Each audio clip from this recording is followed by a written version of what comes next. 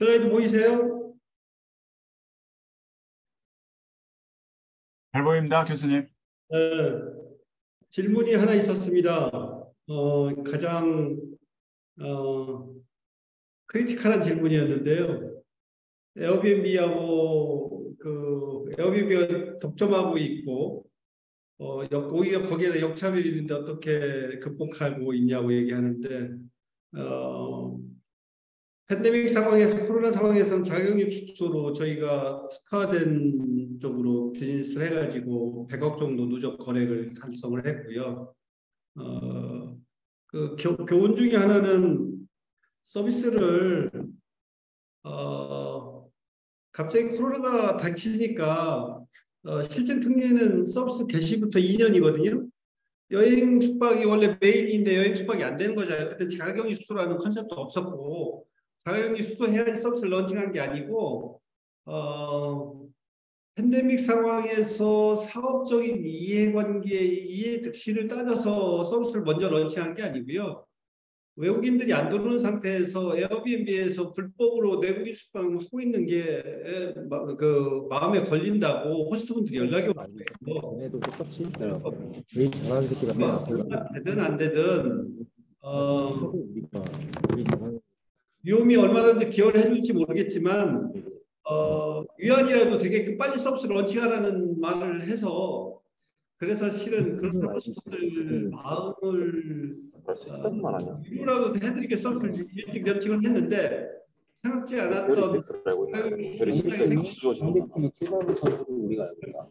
우리가 선수 이름을 하는 게 아니라 배열이 인덱스라는 거잖아. 배열 인덱스에는 상대 실력 통보가 들어있잖아. 결국 인덱스를 안다는 말 실력을 죄송합니다. 그런 진정성을 가지고 시작을 했더니 어찌됐든 생각지도 않았던 자가격리 숙소라는 그런 모델이 생겨서 저희가 그 정도 해왔고요. 엔데믹 상황에서는 에어비앤비 독점력이 너무 강해요. 그러니까 심리적인 독점력, 그 다음에 역차별, 당연히 제도적인 역차별. 그 제도적인 역차별보다 더 힘든 건 뭐냐면 대한민국이 주권 국가인가라고 하는 그런 회의. 왜? 규제 샌드박스가 없으면 그냥 하면 불법이니까 규제 샌드박스를 받았는데 규제 샌드박스를 받은 기업은 규제 샌드박스라는 조건 하에서 갇혀 있는데 글로벌 기업인 에어비앤비는 아니 아무런 규제도 안 받고 규제 샌드박스 안 받고도 사업을 하는데도 규제를 안 받아요. 있을 수가 없는 일이거든요. 주권 국가라고 하면 그런 어떤 비상식적인 현실이 더 힘든 건 사실입니다.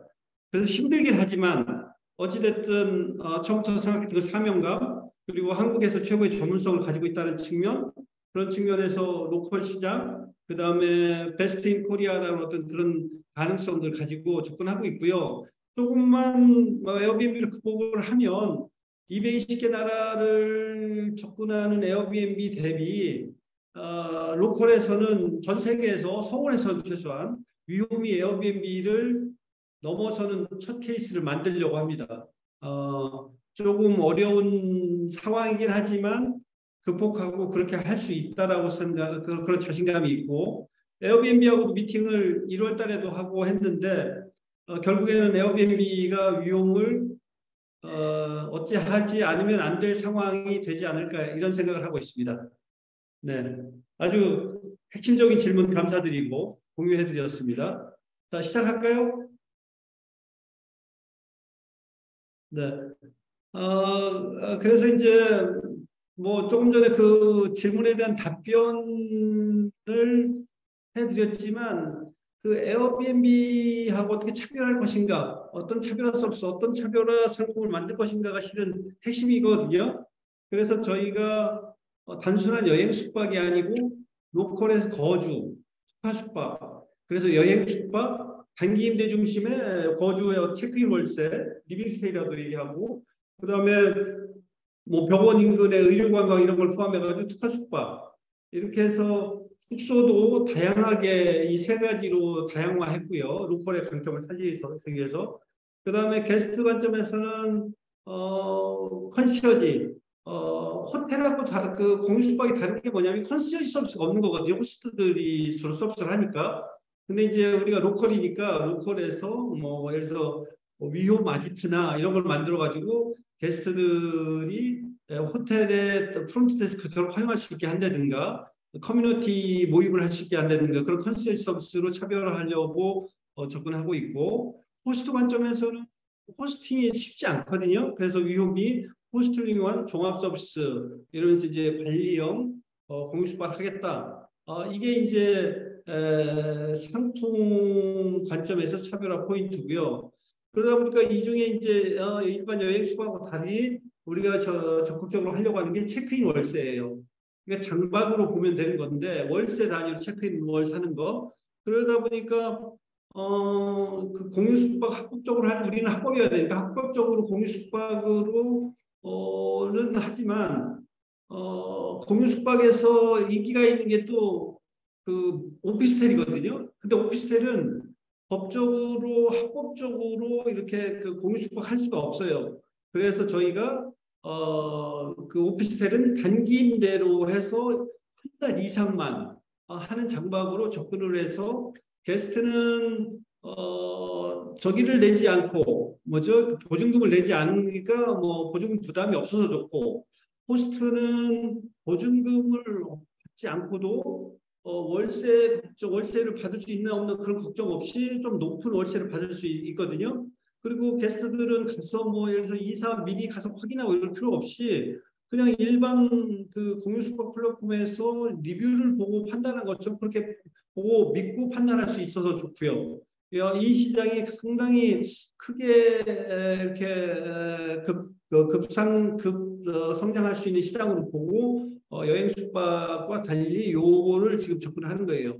결국에 지금 여러분이 서비스라고 얘기했을 때 상품하고 같이 연계되는 거잖아요. 그런 면에서 이제 말씀드리는 거고 그 다음에 그 다른 게 이제 케어스테이. 지금 보면 장기 외래 환자 가족들이 서울에 있는 상급병원 14개가 있는데 그런 데서 이렇게 장기 외래 환자를 위한 수소나 이런 것들이 제대로 되어 있지 않거든요.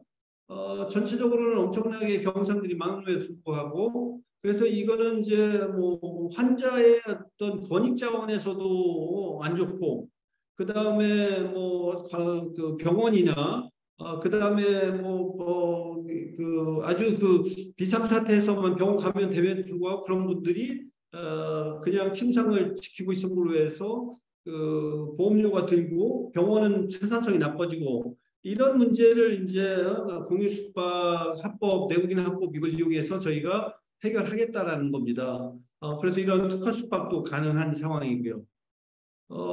그리고 이제 서비스는 에어비앤비하고 차별화 포인트로 홈 GPT, 인공지능 공유숙박으로 가겠다. 그래서 이제 대표적으로 이제 리뷰에 대한 얘기를 했고, 그러면서 개인화 추천, 자연스러운 UX, 맞춤형 고객 지원 이런 쪽으로 접근해서 이제 에어비앤비를 넘어서겠다는 얘기죠. 그러니까 일반적으로 뭐 서비스 기획이라고 돼 있지만 거기에는 상품 기획하고 뭐 이런 어떤 실적으로 서비스 그게 같이 들어가는데 유용 같은 경우는 전체적으로 서비스 플랫폼 차원에서 보면 이게 4가지 정도로 보이는 것 같아요. 첫 번째 이제 게스트들을 위한 서비스 하나가 있고, 그다음에 호스트들의 숙소 관리 서비스가 있고, 그다음에 백엔드에서 운영 관리가 있고, 네 번째로는 이런 마케팅이나 이런 걸 하기 위해서 컨텐츠 생성하고, 그다음에 관리하는 그런 것들이 좀 필요하고요. 위홈은 메인 서비스 페이지가 있고 거기에 이제 메인 서비스는 웹이 있고 웹앱이 있고 그 모바일 웹이 있고 모바일 웹을 이용한 웹앱이 이렇게 있는 상황이고요. 그 다음에 이제 컨텐츠는 stay.europe.me라고 해가지고 별도로 워드프레스를 활용해가지고 그렇게 하고 있고요. 그런데 저희 이 공유숙박 그 위홈은 처음부터 글로벌 서비스를 지향을 했기 때문에 기본 언어가 영어입니다. 그리고 그 다음에 이제 그 위에 한글, 일어, 중국어 이런 것들이 그 명령어 차원에서 멀티랭귀지가 되고 있고 컨텐츠 차원에서도 이제 그 멀티랭귀지가 될 수 있도록 그렇게 그 기획을 해서 접근을 했고요. 그 다음에 이제 글로벌 차원에서 페이먼트가 이제 다양하게 뭐 로컬 간편 결제부터 글로벌 크레딧 카드 이런 것들까지 다 되게끔 지금 진행되고 있고 페이먼트 차원에서 뭐 예를 들어서 북 바이 크립토라는 관점에서 이더리움하고 비트코인을 옛날에 받았었는데 그걸 다시 받아서 마케팅 차원에서 활용하려고 하는 생각을 다 하고 있습니다. 어찌됐든 이렇게 그 글로벌 서비스를 한다는 건 되게 힘든 일이거든요. 예, 뭐 예를 들어서 뭐 콘텐츠 관리도 그렇고 이런 또 약간 펑션도 그렇고 그렇지만 서비스 기획을 할 때 요즘은 이제 챗GPT 특히나 이 번역이나 이런 것들이 좀 멀티랭귀지 하기가 수월해졌을 텐데 처음부터 가능하면 뭐 글로벌을 생각해서 멀티랭귀지 이런 것들을 생각하면 어떨까 제안을 합니다. 그다음에 이 경쟁 분석을 해보면 실은 에어비앤비 말고 뭐 야놀자나 이런 데하고는 경쟁 대상이 아니라고 이제 생각해서 경쟁 분석을 뭐 하지도 않았는데 에어비앤비의 어떤 장점, 약점, 위험의 강점, 약점을 비교를 분석을 해서 그 에어비앤비 결론적으로 나온 게 에어비앤비 지렛대 전략이에요. 경쟁과 그 다음에 협력을 같이 한다. 그래서 에어비앤비 사람들이 공유 숙박을 얘기하면 잘 모르잖아요. 그래서 우리가 포지셔닝 할 때 위홈은 안전한 에어비앤비예요. 한국판 에어비앤비예요. 뭐 이렇게 얘기해 놓고 왜 우리가 한국에서는 에어비앤비 대신에 위홈을 써야 되는지 이런 식으로 얘기하면 커뮤니케이션이 좀 편할 수도 있는 거거든요. 그래서 이제 인사이트 여기서 어떤 경쟁 분석에 나오는 인사이트 그다음에 여기서 전략 도출. 그래서 에어비앤비의 불법에 의한 로컬 그 제도를 존중하지 않는 거에 대한 그 노이즈 마케팅. 그다음에 필요에 따라서는 에어비앤비한테 우리가 합법 수수료를 제공을 해가지고 수수료로 연 뭐 최고로 할 수 있는 게 500억 정도까지 수수료를 받을 수 있는 이런 얘기를 결국에는 이제 에어비앤비의 코파운더인 네이턴하고 1월 달에 만나서 얘기를 했고 그게 당장 진행은 안 되지만 이번에 한국에 왔다 가면서도 그런 커뮤니케이션을 계속 하고 있는 중입니다. 뭐 그 얘기입니다. 이게 그 미국 가서 만나서 얘기를 한 건데 결국에는 글로컬이라고 생각하는 게 로컬에서 이렇게 하지만 에어비앤비는 글로벌이고 그래서 이제 항상 에어비앤비가 어떻게 할 것이니까 로컬에서 경쟁하면서도 향후에 뭐 아웃바운드 같은 경우는 이제 호스트들이 한국이 아니고 외국에 있는 호스트들이란 측면에서 보면 그런 시장들은 또 이제 에어비앤비 바로 더 이제 한국이 아닌 다른 데서 경쟁하는 거니까 또 글로벌 서비스라고 볼 수 있는데 그런 관점을 계속 고민하고 있고 이번에 이제 에어비앤비 가서 제가 만든 그 제시했던 슬라이드 중에 하나예요. 에어비앤비는 세일즈 채널 막강하고 위홈은 합법성이라는 게 있는데 세일즈 채널 약하니 같이 윈윈하자라고 얘기했는데 당장은 아니고 조금 미뤄서 고민해보겠다 이런 답이 온 거고요. 그래서 전체적으로 그러면 이런 어떤 포지셔닝, 이런 상품, 서비스, 이런 어떤 전략, 이런 기본적인 전략이 있는 상태에서 그러면 어떻게 할 거냐? 그러면 현재로서는 예약증 대 어떻게 차별화를 만들고 호스트들은 어떻게 공략할 것인가 이런 것들이 이제 구체적으로 나올 수 있겠죠. 그런 어떤 시행 전략 중에 예약증대는 어떻게 할 것인가? 에어비앤비 대비 위험의 약점이 있단 말이에요. 채널이 약한 것. 그래서 이제 채널이 약한 점을 극복하기 위해서 구글 트래블의 공유 숙박의 공식 파트로 들어가는 거죠. 여기서 중요한 것 중에 구글 트래블에 기존에 3가지 탭이 있었어요. 즐길거리, 항공편, 호텔. 그런데 공유 숙박이라고 하는 탭이 새로 들어간 거예요. 그만큼 여행의 새로운 트렌드라는 걸 얘기해 주는 거거든요. 그런 면에서 이제 여러분이 어떤 서비스, 어떤 뭘 하든 이런 큰 트렌드를 보고 가야 된다는 얘기를 그렇게 해야 이게 이제 뭐 제대로 큰 시장을 볼 수 있다는 말씀 드리는 거예요. 그리고 쿠팡하고 협력한다든가 B2B로 해서 API 연동해 가지고 야놀자나 아고다나 뭐 에어비앤비 심지어 에어비앤비까지도 제공하겠다. 이런 전략을 지금 가지고 가고 있고 아고다하고 부킹닷컴하고는 저희가 계속 얘기를 하고 있는 상태고요. 네이버나 카카오는 저희가 적극 이전에 코자자 때 위험 전이 코자자였는데 진행했던 기억이 있는데 또 다시 접근을 하려고 합니다. 구글 트래블에 가시면 공유 숙박 가면 다른 플랫폼 통해서 들어온 공유 숙박 숙소들도 있지만 위홈에서 직접 필링한 숙소들은 직접 이제 그 구글 서비스로 인터페이스로 숙소를 보고 위홈에 와서 예약이 되는 모델이에요. 그런데 다른 데 같은 경우는 일단은 합법 불법인지 확인도 안 되고 그 다음에 익스피디아나 부킹닷컴 통해서 구글된 숙소들 때문에 되게 이제 불법이 그다음에 이제 직접적으로 호스트와 커뮤니케이션 못하는 이런 이슈들이 있기 때문에 대단히 위험이 강점을 가지고 있는 거죠. 그러면 이게 되게 중요한 포인트인데 위험이 서비스를 어디서 제공해? 구글 통해서 제공하는 거예요. 구글이 우리 데이터를 갖다가 구글이 자기들 인터페이스로 게스트들의 입맛에 맞게끔 UX로 제공을 하는 거거든요. 그러니까 이거는 우리 자체 데이터로 외부 서비스로 튜닝을 하면서 새로운 형태의 서비스 개발일 수도 있는 겁니다. 그런 차원에서 이런 오픈 플랫폼 이런 전략도 되게 중요한 거죠. 물론 이런 내용들은 처음부터 뭐 오픈 API를 만들어서 뭐 제공하고 이런 건 아니겠죠. 하지만 이런 어떤 가능성, 아웃라인을 가지고 접근하는 건 필요한 것 같습니다. 그 다음에 이제 차별화 포인트에서 컨시어지 서비스를 뭐 해서 위험 특별 로컬 서비스, 여행 컨시어지 서비스, 안전 컨시어지 서비스 이런 차원에서 에어비앤비가 할 수 없는 것. 그래서 외국 다른 데서는 에어비앤비라도 서울에서만은 위험비라고 할 수 있는 그런 서비스를 저희가 하기 위해서 게스트 컨설턴트를 만들었고 그 다음에 그거에 대표적으로 위험 아지트, 위험 카페가 강남 명동 이런 데 있어가지고 언제든 액세스할 수 있게끔 물론 지금 카페들하고 그런 얘기를 하고 있지만 지금 오픈은 하기 전이고요.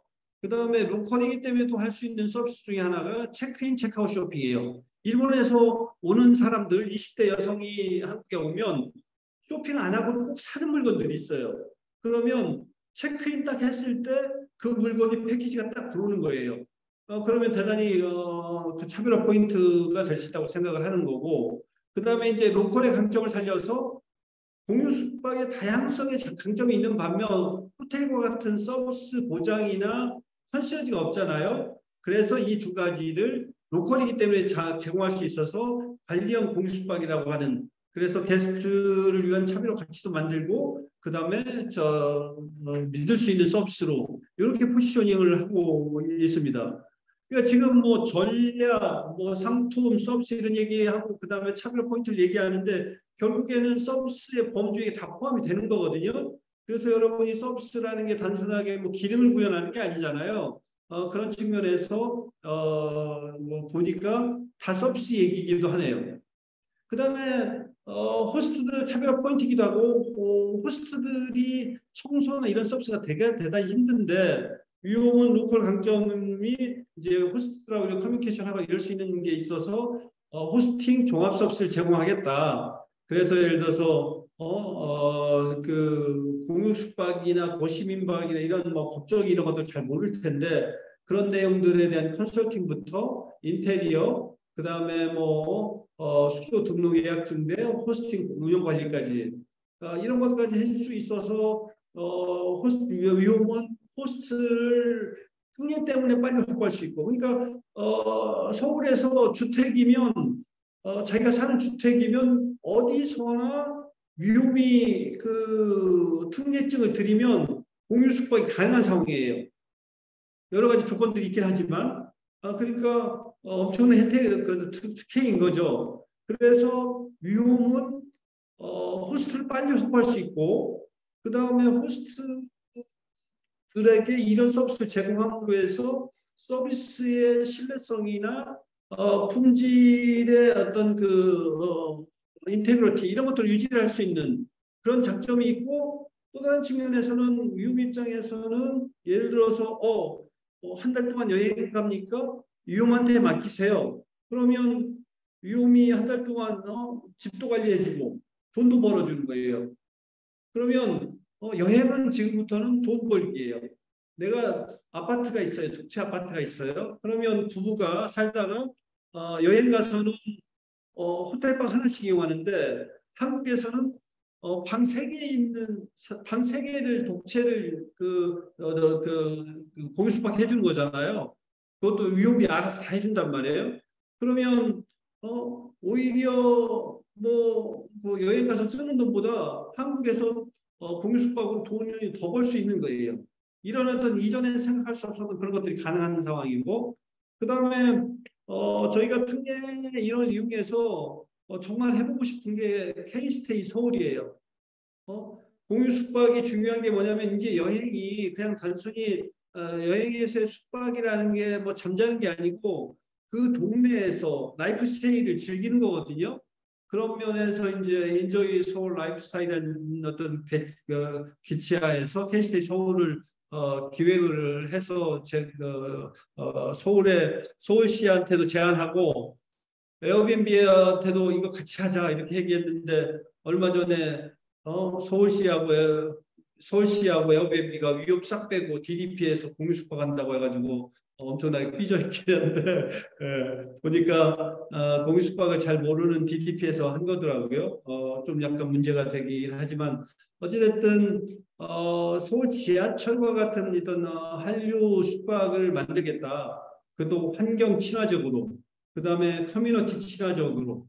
이게 여행객들이 많으면 토리피케이션 때문에 사람들이 고통받고 하는데, 문제는 이거는 이제 주민들이 돈을 버는 거잖아요. 그러기 토리피케이션도 없고 호텔을 짓지 않고 하얏트 호텔 30개를 만드는 그런 프로젝트를 하겠다는 거거든요. 4,000명 호스트 수익 이런 거 따지고 보면 일자리 5만 개 창출할 수 있고요. 그 다음에 서울의 명품 인프라를 만드는 겁니다. ESG, 그야말로 ESG 공유 숙박인데, 이게 잘 되면 서울시장이 대통령 될 수 있는 가능성이 있다고 봅니다.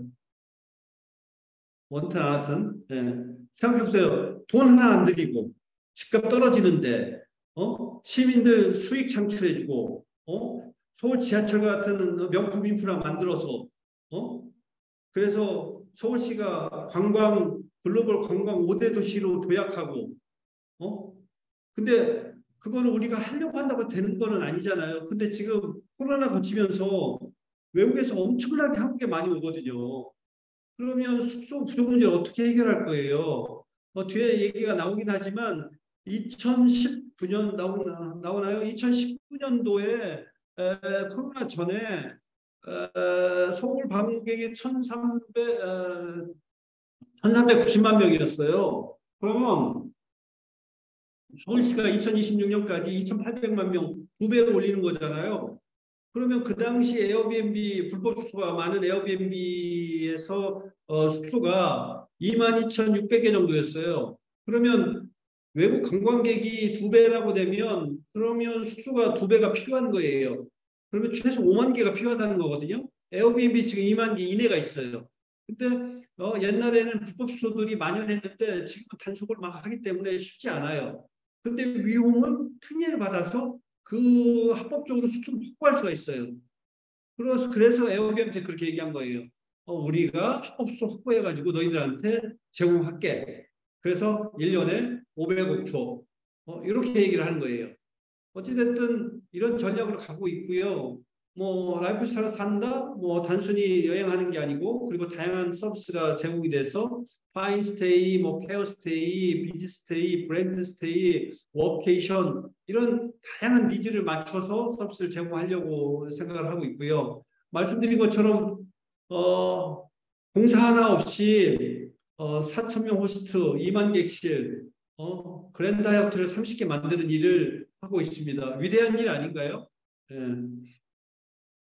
그래서 뭐 기대 효과는 서울 2,800만 관광객 수용하는 거, 가계소득 증대, 일자리 창출, 뭐 정부의 공유적 공유경제 정책 그런 활성화, 상세 혁신 사례 이런 것들, 뭐 ESG 실현, 그냥 매직 같아요. 공유경제, 공유 수박을 예를 들면 공유경제. 그래서 공유경제를 지금은 제가 이제 책을 쓸 때 공유 2.0이라는 책을 쓸 때는 그 ES 두 가지 포인트가 가장 큰데 세 가지인데, 하나는 공유 경제가 이제 일상화될 것이다.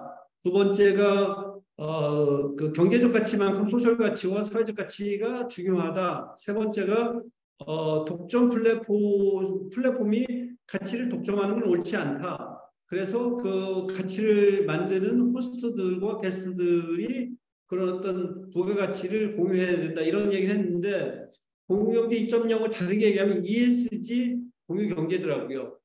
G까지, 거버넌스 이런 측면에서도 밸류를 공유하니까 전체적으로 이제 썸머리 같은 내용인데, 위험이 이런 어떤 시장 상황, 포지셔닝, 그 다음에 가능성, 이런 상황에서 또 뭐 역차별에 의한 어려움이 있는 상황에서 어떤 상품으로, 어떤 서비스로 그런 상품을 팔기 위한 어떤 서비스를 인공지능을 활용해 가지고 어떻게 접근해서 할 것인가라는 얘기를 이제 쭉 드렸는데, 그 썸머리로 그러면 우리가 잘할 수 있는 그 이유가 이제 여기에 있는 거예요. 그래서 일단은 내외국인 유일합법이라고 하는 포지션이 있는 거고, 그 다음에 합법 수도를 빨리 확보할 수 있다. 그 다음에 이거는 또 이제 호스트들 입장에서는 대놓고 광고할 수 있어요. 합법이니까. 근데 이제 에어비앤비는 그렇지 않을 수 있는 포인트가 있고, 그 다음에 로컬의 강점이 있고, 새로운 서비스, 그리고 이제 아까 뭐 페어니스라는 관점에서 인공지능과 웹 3.0 그런 포인트에서도 저희가 전문성이 있고, 무엇보다도 검증됐잖아요. 그래서 돈만 들어오면 마케팅을 해서 확 그냥 불질러 버리겠다고 하는데 잘 믿겨지지가 않는가 봐요. 에어비앤비 득점력이나 이런 것들 때문에. 그래서 이제 마케팅하고 뭐 이렇게 이런 식으로 전략하겠다고 얘기를 하는 거고, 가장 단기 목표는 위험이 공유숙박 숙소가 한 1,000개 정도고 에어비앤비가 17,000개인데 전체적으로 숙소 수로는 5.6% 정도 차지하는데, 거래액으로는 작년 기준으로 월 거래액이 5억이거든요. 1.2%밖에 차지 못하고 있는데, 이거를 숙소 수만큼 마케팅을 끌어올리겠다. 그래서 월 거래액을 23억으로 올리겠다 하는 게 저희 목표고요. 그 다음에 이제 5.6%에서 10%, 그 다음에 20% 이렇게 해서 전 세계에서 정말 전 세계에서 에어비앤비하고 직접적으로 이렇게 경쟁하는 회사 자체가 없어요. 플랫폼 자체가. VRBO가 있지만, 미국에 VRBO가 있지만 그렇게 영향력이 크지 않고요. 에어비앤비가 거의 독보적인 어떤 시장 점유율을 가지고 있는데, 한국의 특수성, 그 다음에 그동안의 어떤 전문성 이런 걸 활용을 해가지고 최소한 한국에서, 아니 서울에서는 에어비앤비를 넘어서는 최초의 사례를 만들겠다는 게 저희 전략이고, 자체적인 어떤 그런 성장 전략을 가지고 있고, 또 다른 한면에서는 에어비앤비에 대한 압박을 통해서 에어비앤비가 위협을 그냥 두지 못하게끔 하는 그런 전략을 가지고 있습니다. 그리고 아까 언급을 드렸지만, 저희가 어떤 그 사업을 하는 데 있어서 돈벌이가 제일 중요하긴 하지만, 궁극적으로 어떤 인격체로서 성장해 갈 것인가, 결국에는 착해야 성장하고 착해야 오래 살잖아요. 그런 면에서 저희가 추구하는 어떤 기업 가치는 ESG 공유경제 2.0입니다. 그래서 말씀드린 것처럼 경제적 가치와 사회적 가치, 경제적 가치만 필요한 사회적 가치와 환경적 가치를 존중하고, 그 다음에 기회에 대한 보상으로 공정한 플랫폼을 해보겠다는 거고요. 실은 이 얘기는 좀 더 매크로하게 보면 기존 자본주의의 발전된 형태 아니면 자본주의를 보완하는 그런 모델일 수도 있습니다. 그래서 저희가 나름대로 어떤 위험의 가치 체계를 만들었고 그런 것들을 어떻게 실현할 것인가 이런 것들을 좀 더 구체적으로 단순하게 경제적으로 위험의 경쟁에서 이긴다 이런 것뿐만 아니고 그런 가치를 추구하고 있고요. 전체적으로 그 서비스를 하는 데 있어서 이런 모든 입체적으로 접근해야 되는 측면에서 그 위험의 사례를 말씀을 드렸어요. 그래서 사업 전체 트렌드도 지난 시간에 얘기했고, 그 다음에 현실적으로 당장 뭐 돈을 벌어야 될 이런 측면, 이런 것들이 사업 전략과 그 다음에 좋은 서비스로 같이 좋은 서비스와 상품으로 연결될 때 되겠죠. 그래서 내용을 좀 더 랩법을 드리면 이전에 이미 말씀드린 내용 이건 세 번째 말씀을 드리는데 다시 한번 랩법 하는 측면에서 말씀을 드립니다. 실행 중요하다는 말씀 다시 한번 드리고요. 시행착오 겪으면서 발전하면 됩니다. 단무지 단순 무식하게 지르시길 바랍니다. 그 주저하지 마시고 그리고 지금 학생이잖아요. 학생의 가장 큰 권리는 배우는 입장이라는 거예요. 배우는 입장. 그러니까 어떤 실수도 배움의 과정으로 보면 용인돼요. 그런데 지금 배움이라는 게 지금 클래스 프로젝트잖아요. 말씀드린 것처럼 배움인데 실은 여러분이 어떻게 고민하냐에 따라서 진짜 여러분이 뭐 졸업하기 전이라도 졸업 후에라도 진짜 비즈니스로 이어질 수 있는 클래스 프로젝트가 될 수도 있다는 거예요. 옛날하고 달리. 단순한 프랙티스가 아니라는 거. 벤치마킹 제대로 하시라는 거. 특히나 한국 학생들한테 얘기하고 싶어요. 뭐 저도 마찬가지인데 자 그러면 내가 어떤 서비스를 하겠다. 그 서비스에 관련된 모든 서비스를 다 벤치마킹을 하면 그 벤치마킹이라는 게 카피를 하라는 거예요. 또 첫 번째. 근데 그게 목표가 아니고 그게 출발점인 거예요. 다른 유사 서비스, 경쟁 서비스들이 그동안 축적해 놓은 노하우를 그대로 배우는 거예요. 거기에 인텔리전트 프로젝트나 법적인 이런 이슈가 있는 것들은 뭐 그렇게 하면 안 되겠죠. 하지만 많은 것들이 그들의 어떤 지식과 난이지를 빨아들여서 출발을 한다고 하면 훨씬 더 유리할 수 있는 거거든요. 100%다 할 수 있는 건 아니지만 어찌됐든 중요하다는 말씀 드리고 마인셋, 글로벌, 로컬 같이 생각해야 된다고 여기 이제 얘기하다 보면 영어 잘해야 돼요. 영어.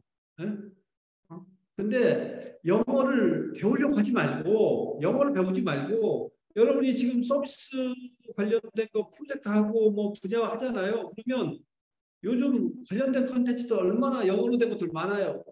배운다. 하버드의 강의를 배운다. 본다.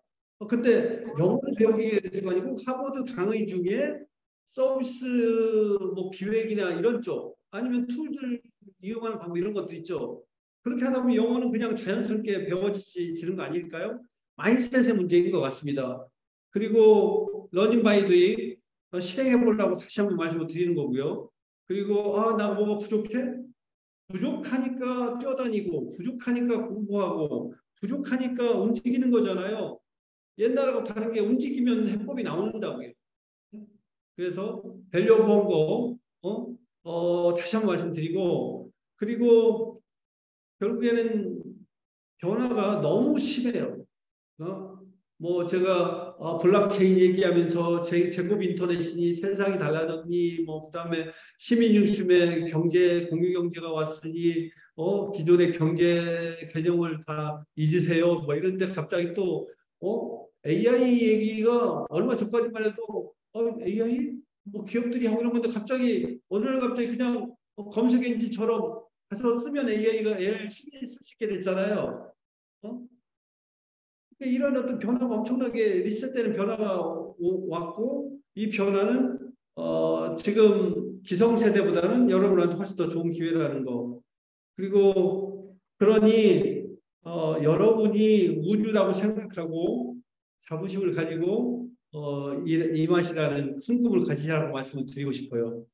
다만 이 유니버스가로 유를 인정해 줄 수 다른 사람이 인정받으려면 내가 이고이스트고 이고센트릭하고 이래가지고 나만 하는 이게 아니고 다른 사람에게 이로운 아주 유니버스가 돼야 이걸 인정을 받는 거거든요. 그래서 사회적 가치를 만들고 다른 사람을 더 행복하게 나의 성공이 다른 사람을 더 행복하게 만드는 그런 선한 그런 어떤 자기 중심적 생각으로 가야 될 것 같습니다. 이게 제일 중요한 그림 같아요.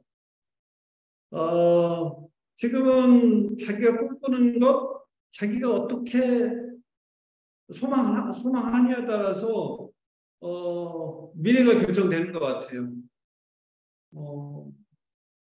왜? 정말 그런 걸 이룰 수 있는 툴들이 너무 많고 하니까.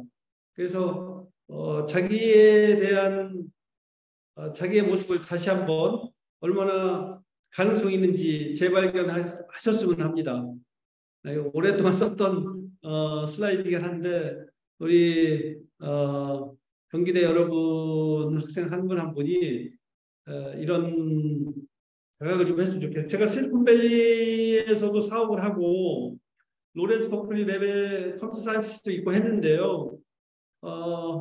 실리콘밸리에 있는 사람들이 정말 똑똑하고 뭐 이렇게도 하지만 다른 거는 딱 두 가지인 것 같아요.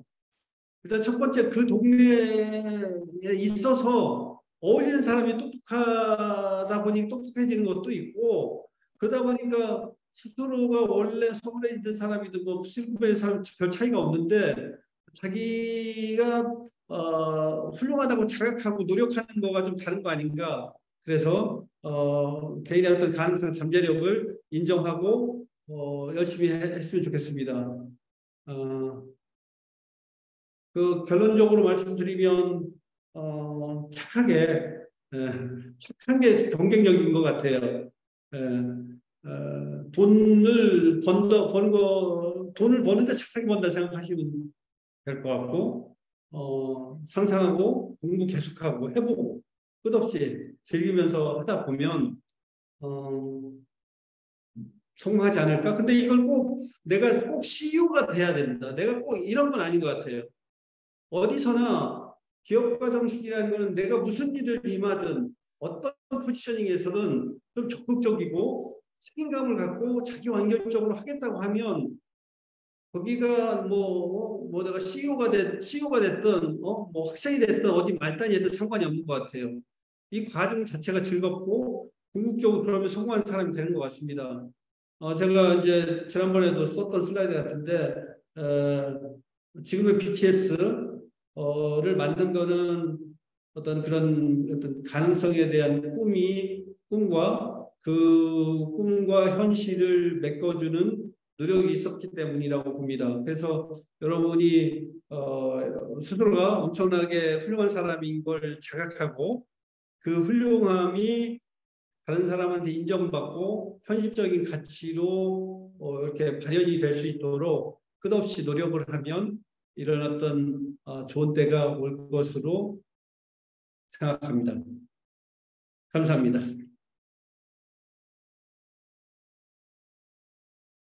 수고하셨어요, 교수님. 여기 지금 우리 학생들이 지금 4시부터 또 알고리즘 시험이 있다 보니까 4시에 오르면 5시에 오르니까 어쨌든 그래서 아마 지금 잘 들었지만 그리고 아주 우리 학생들 되게 반응들도 좋고 어쨌든 지금 아마 질문 혹시 추가로 있나요, 우리 학생들? 질문 있으면 예, 지금 38분이니까 질문이 하나 들어온 것 같은데요. 예. 질문이 인바운드 관광에 있어서 한국에 방문하는 외국인들이 공유숙박보다 호텔을 더 선호하지 않을까 하는 고민은 없으셨는지 궁금합니다. 그리고 야놀자나 다른 국내 여행생들이 사업을 공유숙박 쪽으로 확장하게 된다면 위험은 어떤 강점을 내서 발전할 수 있을지 궁금합니다. 네, 일단 MZ 세대들은 그 숙소의 다양성이나 그 다음에 동네 머무는 걸 좋아하는 것 같아요. 근데 여전히 좀 나이 드신 분들은 경험을 이 공유 숙박이라는 게 이게 원래 거기에 대한 신뢰 자체가 없어요. 그리고 공유 숙박을 하다 보면 8번은 아주 좋은데 2번이 안 좋은 경우가 있어요. 그러니까 그 2번의 리스크를 또 지려고 하지 않아요. 하지만 전체적으로 호텔을 이용하는 시장은 여전히 성장을 하고 있어요. 그런데 더 급격히 성장하는 시장은 동네에 머무는 공유 숙박 시장이에요. 그래서 서울 같은 경우에 지금 5분의 1 이상이 공유 숙박에 머물러요. 그리고 호텔 시장보다 공유 숙박 시장이 급격하게 성장하고 있고, 그리고 거기에는 아까 공유 숙박의 특성 때문에도 그렇고 호텔을 그러니까 공유 숙박에 대해서 호스트를 어떻게 믿어 이렇게 했던 사람들이 주위에서 했던 경험담이나 이런 거 들으면서 지금 이미 전 세계적으로 에어비앤비 이용하는 게 14억 명이고요. 그러면서 호텔 사용하는 사람들이 공유 숙박으로 넘어오는 것도 없잖아 있습니다. 그래서 뭐 공유숙박 호텔하고 공유숙박 시장이 오버랩되는 점이 없잖아 있긴 하지만 조금은 다른 시장이고 오히려 오버랩돼서 생기는 시장보다는 전체 여행 시장이 커짐으로 해서 양쪽이 더 성장하는 케이스가 일반적입니다. 그다음에 이제 두 번째는 근데 이제 호텔 개발하려면 돈이 많이 들고 하잖아요. 근데 이제 위홈 같은 경우는 기존에 있는 집들을 연결해 가지고 사업을 하는 거기 때문에 되게 효율적이고 빠르게 성장할 수 있죠. 그런 면에서 이제 되게 강점이 있는 거고, 그리고 에어비앤비, 그러니까 야놀자나 이런 데들이 야놀자한테 물어보면 야놀자의 궁극적인 경쟁 상대가 에어비앤비라고 얘기를 해요. 그런데 말씀드린 것처럼 에어비앤비하고 익스피디아가 다른 부킹닷컴하고 다른 것처럼 야놀자고 위홈은 다르게 보셔야 돼요. 말씀드린 것처럼 부킹닷컴이나 이 기존의 온라인 트래블 에이전시 야놀자는 이미 정형화된 숙소를 마케팅 통해서 파는 거예요. 그런데 공유 숙박은 정형화되지 않은 숙소를 공유 플랫폼이라고 하는 신뢰 기능들이 추가된 걸 통해서 모르는 사람들이 거래를 한 다음에 같이 머물게 하는 그거를 극복한 거거든요. 그러면 데이터로 단순하게 중개하는 숙박 OTA와 에어비앤비나 위홈은 그 서비스가 본질적으로 달라요. 그렇기 때문에 겉으로 보면 쉽게 야놀자가 공유 숙박을 할 수 있을 것 같지만 그렇지 못합니다. 그런 면에서 위홈은 특례라고 하는 이런 특례가 주어졌을 때 몸집을 키워서 야놀자를 다른 측면에서 공략할 수 있는 오히려 그런 전략을 가지고 있습니다. 아주 좋은 질문입니다. 예, 혹시 추가 질문 있나요? 오케이. 지금 그럼 42분이므로 아까 그 교수님께서 말씀하신 그 위홈의 현장 실습 관련해서 추가로 조금만 더 말씀을 드리면, 일단 이 회사는 서울시 마포구 양화로 스파크 플러스 5층 맞죠, 교수님? 위치가 서울시 마포에 있고, 그리고 이제 현장 실습 1개월을 가면 아는 것처럼 학점 인정제예요. 그래서 이제 3학점을 한 달을 하게 되면 3학점을 우리 학생들이 얻게 되고, 2달을 하게 되면 6학점을 얻게 돼요. 그리고 이제 현장 실습 규정상 그 정부 그 지침에 의해서 실습비를 그 회사에서 지급을 하게 되었어요. 그래서 대략 한 달 한 200만 원 정도라고 보면 되나요, 교수님? 근데 그거는 좀 미국을 할 수 있을 것 같아요. 예. 그 200만 원 이상으로 해서 최저임금 이상이기 때문에 200만 이상으로 해서 4주 동안, 한 달 동안 가실 학생들 또는 이제 2달 학생들에서 월 단위 그렇게 되고, 회사 이치는 마포에 있고, 그래서 이거 관련해서 혹시 관심 있는 학생은 저나 우리 이한용 교수님께 메일이나 메시지를 보내주세요. 그리고 지금 그 원하시는 대표님께서 원하시는 학생 수는 1명이라고 하셨죠? 네, 저희가 지금 마케팅을 적극적으로 진행하려고 해서 마케팅 쪽, 그다음에 요즘은 이제 마케팅이라는 게 그냥 단순하게 마케팅이 아니고 컨텐츠 마케팅을 많은데 비디오 쪽으로 SNS 같은 그러니까 숏비디오나 이런 걸 잘 만들고 그걸 이제 마케팅에 활용하고 이런 스킬셋이 있고 그쪽으로 적극적으로 해보려고 하는 적극적인 학생이면 좋겠습니다. 예. 알겠습니다. 그러면 그렇게 공지를 드리고 이거는 이제 학교 시스템에다도 지금 등록을 하고 있는 상황이기 때문에 우리 학생들이 나오면 우리 학생 우선적으로 해서 이렇게 이 교수님 쪽에 가서 이렇게 이 상품 상용화해서 이런 어떤 그 현장에서 돌아가는 모습을 우리 학생들이 볼 수 있는 어떤 그런 기회로 이렇게 되었으면 좋겠습니다. 이한영 교수님, 오늘 수업 마무리 부탁드리겠습니다. 예. 벌써 우리가 14주차 어떻게 보면 이제 이런 특강 형태로 하는 것은 마지막 수업입니다.